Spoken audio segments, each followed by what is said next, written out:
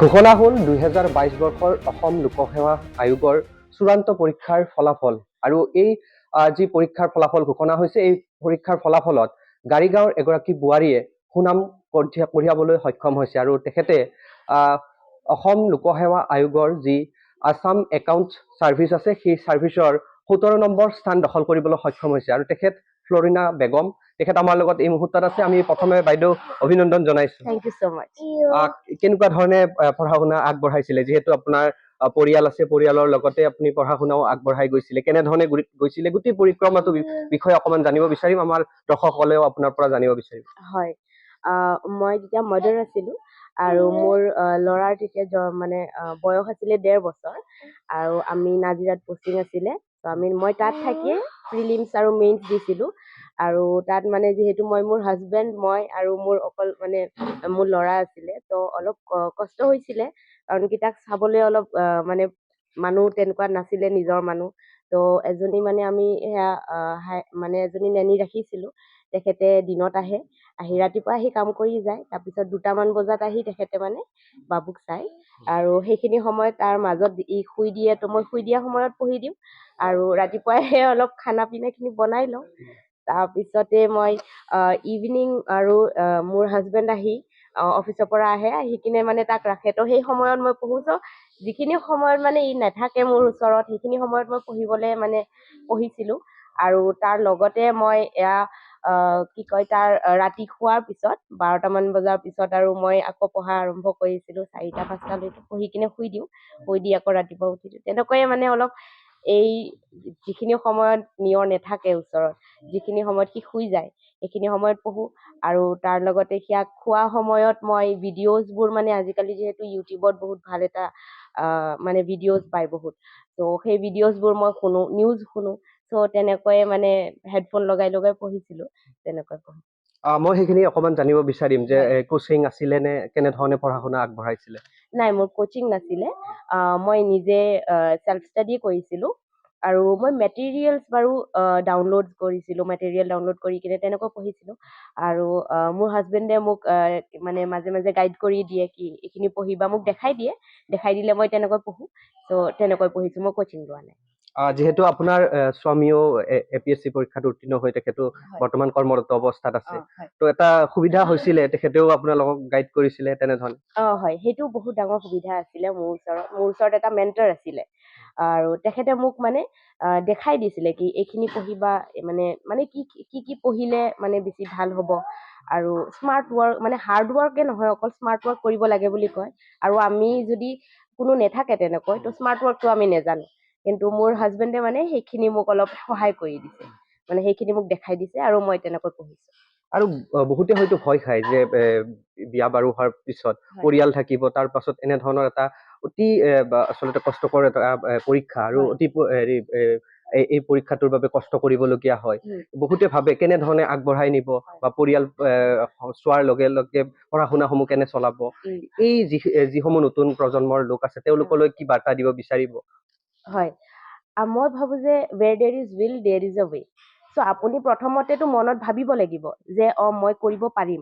ত' নিজৰ ওপৰত যদি এটা বিশ্বাস থাকে তেতিয়াতো অফক'ৰ্চ আমি পাৰিম। তাৰ লগতে নিজৰ ফেমিলি যেতিয়া মানে হেল্প মানে সদায় আপোনাৰ লগত থাকে, ফেমিলিৰ এটা ছাপৰ্ট বহুত ইম্পৰ্টেণ্ট আৰু মই নিজকে বহুত ভাগ্যৱান বুলি ভাবোঁ যে মোৰ হাজবেণ্ড আৰু মোৰ ইনলজ বহুত বহুত ছাপৰ্টিং হয় আৰু মানে যেতিয়াই মোৰ পৰীক্ষা থাকিলে মানে আব্বাহঁতে সদায় ফোন কৰি সোধে মই পঢ়ি আছো নে নাই, সদায় সোধে।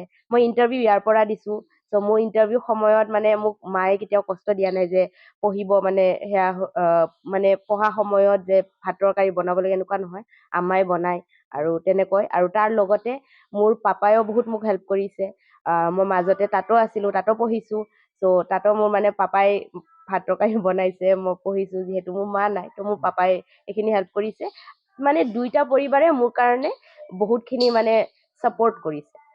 কিমান দিনৰ প্ৰিপাৰেশ্যন আছিলে, কেতিয়াৰ পৰা আপুনি ভাবিছিলে যে APSC পৰীক্ষাত অৱতীৰ্ণ হ'ব আৰু এনেধৰণে আগবাঢ়ি যাব? হয়, মোৰ গ্ৰেজুৱেশ্যন কৰিছিলোঁ 2019ত, কৰাৰ পিছত মোৰ বিয়া হ'ল 2020ত। বিয়া হোৱাৰ পিছতে মই লকডাউন হৈ গ'ল। লকডাউন হৈ যাওঁতে মই LLM কৰিম বুলি ভাবিছিলোঁ, কিন্তু নোৱাৰিলোঁ। নোৱাৰি মেলি মই আকৌ ভাবিলোঁ কি চলো APSC দিওঁ, যিহেতু এজন আছে দেখিছোঁ কেনেকৈ কাম কৰে, চ' মানে বহুত ভাল লাগে, ইনস্পায়াৰ হওঁ। চ' তেনেকৈ মই মানে ভাবিলোঁ কি APSC দিম। APSC কাৰণে তেতিয়াৰ পৰা পঢ়া অলপ আৰম্ভ কৰিছিলোঁ। কৰাৰ পিছত আকৌ মোৰ ডেলিভাৰী হ'ল 2021ত। তো হওঁতে তাৰপিছত পঢ়া শুনা মানে নোহোৱা হৈ গ'ল।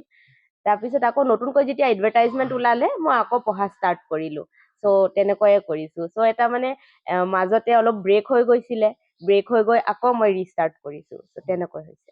এতিয়া মই শেষত আমাৰ ND24 দৰ্শকসকলৰ বাবে কিবা যদি বাৰ্তা আপুনি দিব বিচাৰে, আৰু যিসকলে APSCত অৱতীৰ্ণ হ'ব বিচাৰে, আপোনাৰ দৰে যাৰ সংসাৰো আছে, সংসাৰৰ উপৰিও তেওঁলোকৰ আশা এটা আছে যে এনেধৰণে APSC পৰীক্ষাত প্ৰতিদ্বন্দ্বিতামূলক পৰীক্ষাত অৱতীৰ্ণ হৈ তেখেতসকলেও এনেধৰণে অসমৰ বাবে সেৱা আগবঢ়াব, তেওঁলোকৰ বাবে কি বাৰ্তা দিব আমাৰ ND24ৰ জৰিয়তে?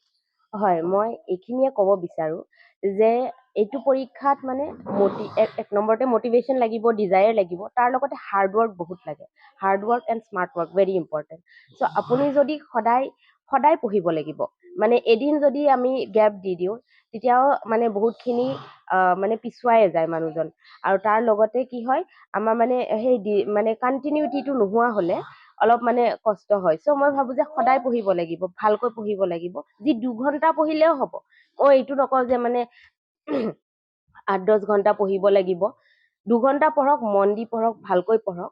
আৰু মানে যদি আপোনাৰ কিছুমান মানে স্পেচিফিক বুকছ থাকে, সেইবোৰ বুকছ পঢ়িব লাগিব, যেনে লক্ষ্মীকান্ত হওক বা আপোনাৰ স্পেক্ট্ৰামৰ আপোনাৰ মানে স্পেক্ট্ৰামৰ যিবোৰ হিষ্ট্ৰী বুক হওক, এইবোৰ পঢ়িব লাগিব। চ' পঢ়িলে পাব, মই এইটো ক'ম। আগতে মানে মানুহে ভয় খাইছিলে কি নহ'ব। আমি বহুতকে দেখিছোঁ যে মানে পঢ়িনো কি কৰিবি, তেনেকৈ বহুতে কৈছে। তাৰপিছত আৰু কয় যে বিয়া, এতিয়া পঢ়িলি ইমানখিনি, এতিয়া বিয়া হৈ গলি, এতিয়ানো কি কৰিবি, এতিয়াও ঘৰত বাচ্চা চাই থাকিব লাগিব। তেনেকুৱা একো নহয়। আপুনি পঢ়িলে আপুনি পাব ফলাফল। আৰু আপুনি মানে হাৰ্ডৱৰ্কটো কৰি থাকিব লাগিব, সদায় সেই ডেডিকেশ্যনটো লাগিব যে মোৰ জীৱনত মই কিবা এটা কৰিব বিচাৰিলে পাৰিব, মেনিফেষ্ট কৰিলে সদায় সেইটো হ'ব। চ' মই সেইটোৱে ক'ব বিচাৰোঁ। চ' মানে আপুনি হাৰ্ডৱৰ্ক কৰক, ইট উইল পে। মই সেইখিনি আৰু এটা কথা সংযোগ কৰিব বিচাৰিছোঁ। বহুতে ভাবে যে কোচিং নাথাকিলে পাৰিম নে নোৱাৰিম, ইমান ডাঙৰ এটা পৰীক্ষাত অৱতীৰ্ণ হ'ব পাৰিম নে নোৱাৰিম, তেনেকুৱা ধৰণৰো এটা ধাৰণা থাকে। হয়, মানে কোচিং নহ'লে যে নোৱাৰিব, মই তেনেকৈ নাভাবোঁ। মোৰ মেণ্টৰ আছিলে, হয়, যে মোৰ হাজবেণ্ড আছিলে, কিন্তু মোৰ হাজবেণ্ডো চেল্ফ ষ্টাডি কৰিয়ে পঢ়িছে। তেখেতৰতো কোনো নাছিলে মেণ্টৰ। তেখেতে নিজে পঢ়ি মেলি তেখেতে মানে অৱতীৰ্ণ হৈছিলে। ত' মই এইটো দেখিছোঁ যে self study is the most important thing. ইয়াতে চেল্ফ ষ্টাডি কৰিলেহে আপুনি পাব। আপুনি অকল কোচিং গৈ থাকিলে নাপায়। আপুনি কোচিং যাব, ঘৰত আহিব, যিখিনি অলপ পঢ়াইছে পঢ়িলে, সেইটো নহ'লে নহ'ব। ত' মানে যদি আপুনি চেল্ফ ষ্টাডি কৰে, যেতিয়ালৈকে চেল্ফ ষ্টাডি নকৰে, নিজেই যেতিয়ালৈকে নপঢ়ে, তেতিয়ালৈকে নেপাব আপুনি যিমান কোচিং লওক। মই এইটোৱে ভাবোঁ। ধন্যবাদ জনাইছোঁ, লগতে আপোনাক অভিনন্দন জনাইছোঁ। আৰু এয়া আছিল ফ্লৰিনা বেগম, আৰু তেখেতৰ মনৰ অনুভৱ ND24ৰ আগত ব্যক্ত কৰিলে। আমিও বিভিন্ন প্ৰান্তৰ যিসকল APSCত উত্তীৰ্ণ হৈছে তেওঁলোকৰ মনৰ অনুভৱ ND24 দৰ্শকসকলক দেখুৱাই আছোঁ, আৰু তেখেতৰ মনৰ ভাৱো এই মুহূৰ্তত দেখুৱাবলৈ চেষ্টা কৰিলোঁ।